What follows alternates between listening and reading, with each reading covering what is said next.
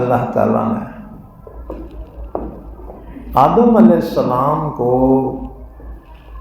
پیدا فرمایا اس طرح کہ جبرائیل کو حکم دیا جا زمین سے مٹی لے کر آیا آدم کا پتلا بنانے کے لیے۔ جبرائیل آئے، زمین سے کہے اللہ کا حکم ہے میں تیری مٹی لے رہا ہوں۔ زمین رونے لگی، کہنے لگی جبرائیل میری مٹی مت لے جاؤ، کیونکہ مجھ سے جو اللہ مخلوق بنائے گا وہ مخلوق نافرمان ہوگی، اور اللہ نے نافرمانوں کے لیے جہنم تیار کر رکھی ہے۔ جبرائیل کو رحم آ گیا، واپس چلے گئے کہ اللہ وہ زمین بہت رو رہی تھی، میرے کو رحم آ گیا، اب میں اسے چھوڑ کے آ گیا۔ اللہ نے میکائیل کو بھیجا، میکائیل بھی زمین کے رونے سے متاثر ہو کر واپس چلے گئے۔ اللہ نے اسرافیل کو بھیجا، یہ بھی متاثر ہو کر واپس چلے گئے۔ اللہ نے پھر اسرائیل کو بھیجا، تو جا۔ اسرائیل پہنچے، زمین سے کہا اللہ کا حکم ہے تیری مٹی لے جا رہا ہوں۔ زمین رونے لگی، کہا اسرائیل نکو لے جا، کیونکہ میں جانتی ہوں کہ مجھ سے جو مخلوق بنے گی نافرمان ہوگی، اور اللہ نے نافرمانوں کے لیے جہنم کا عذاب تیار کر رکھا ہے۔ اسرائیل نے کہا تو رو نکو رو، میں تو برابر لے جاؤں گا۔ اسرائیل کو رحم نہیں آیا اور انہوں نے مٹھی لے لی۔ اللہ تعالیٰ نے اسی وجہ سے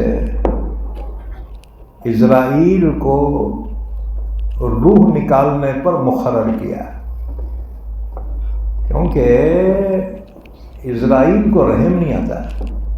ہاں جی، جب جو ہے کسی کی روح نکالتے ہیں نا تو اس کے عزیز روتے ہیں، اور بعض روتے روتے بولتے ہیں اللہ اس کے بجائے میرے کو لے جانا تھا۔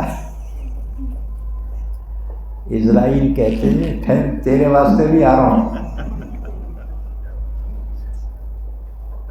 ایک صاحب تھے، انہوں حدیث پڑھے، حدیث میں اللہ کے نبی نے فرمایا کہ جس گھر میں کتا ہوتا ہے اس میں فرشتے داخل نہیں ہوتے۔ اب وہ صاحب بولے ارے کیا اچھی حدیث ہے یہ، کہ روح نکالنے والا کوئی فرشتہ ڈھونگا نا، اور حضور نے فرمایا جہاں کتا ہے وہاں فرشتہ نہیں آتا۔ بہت اچھی حدیث ہے یہ، انہوں نے کتا ساتھ میں رکھنا شروع کر دیا۔ ایک صاحب بولے یہ کتا ساتھ میں کہتے ہوئے، انہوں نے بولے حدیث میں ہے نا، نہیں معلوم۔ اللہ کے نبی نے فرمایا جہاں کتا رہتا وہاں فرشتے نہیں آتے، اور روح نکالنے والا موت کا فرشتہ ہے۔ اگر انہیں میری روح نکالنے کو آیا نا، کتے کو دیکھ کے ریٹرن ہو جاتا انہیں۔ وہ صاحب بولے ارے دیوانے، کتے کی روح نکالنے والا بھی کوئی فرشتہ ہوگا نا، وہ تیری روح نکالے گا۔ موت سے کس کو رستگاری ہے، آج وہ تو کل ہماری باری۔ کل نفس ذائقۃ الموت، ہر نفس کو موت کا مزہ ضرور چکھنا ہے۔ تو اللہ تعالیٰ نے اسی لیے اسرائیل کو روح نکالنے پر مقرر کیا۔ اچھا، علامہ جلال الدین سیوطی رحمۃ اللہ علیہ مفسر ہیں، انہوں نے ایک روایت بیان کی ہے، آدم کا پتلا بنانے کے لیے 60 مقامات سے مٹی لی گئی۔ اسی وجہ سے انسان کی صورتیں، شکلیں مختلف ہوتی ہیں، کوئی کالا ہے، کوئی گورا ہے، کوئی لمبا، کوئی گڈھا، کوئی ناکیلا، کوئی نکٹا، ہے نا؟ تو وہ صورتیں بھی الگ الگ ہیں۔ اچھا، اور ان کے مزاج بھی الگ الگ ہیں، خیالات بھی الگ الگ ہیں۔ ایک ہی اماں بابا کی اولاد، 4 بیٹے، ایک کانگریس میں، ایک بی جے پی میں، ایک شیو سینا میں، ایک دوسری پارٹی میں، ایک ہی ماں باپ کی اولاد، مختلف خیالات۔ ایسا کیوں؟ دلہائے رنگ رنگ سے ہے زینت چمن، اے ذوق جہاں کو ہے زیب اختلاف سے۔ بھائی باغیچے میں ایک ہی قسم کے پھول ہے تو اچھا دکھتا کیا جی؟ اجاڑ دکھتا ہو۔ اب مختلف قسم کے پھول ہے تو وہ باغ بڑا حسین معلوم ہوتا ہے۔ تو آدم علیہ السلام کے لیے 60 مقامات سے مٹی لی گئی اور یہ مٹی لا کر مکہ اور طائف کے بیچ کے میدان میں ڈالی گئی۔ مکے سے طائف 80 کلومیٹر ہے، تو مکہ اور طائف کے درمیان کے میدان میں وہ مٹی ڈالی گئی اور اللہ نے اس پر بارشیں برسائی۔ ایک بات یاد رکھو، آدم کے پیدا ہونے سے پہلے آسمان سے بارش نہیں ہوتی تھی